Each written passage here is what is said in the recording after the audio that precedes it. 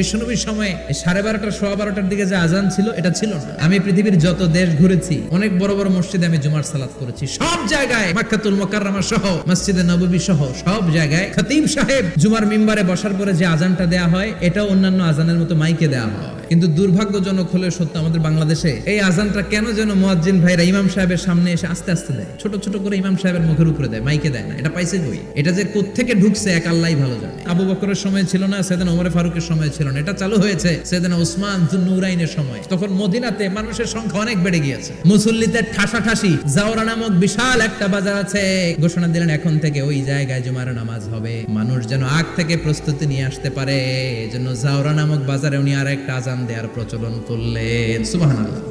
সেখান থেকে আজ অবধি আমরা এই অতিরিক্ত আজানটা দিয়ে থাকি। এটা নবীর সুন্নাত না, এটা সাহাবীর সুন্নাত। বিশ্ব নবীর সুন্নাহ মেনে নেওয়া যেমনি আবশ্যক, 4 খলিফার থেকে পাওয়া সুন্নাতগুলো মেনে নেওয়া আবশ্যক।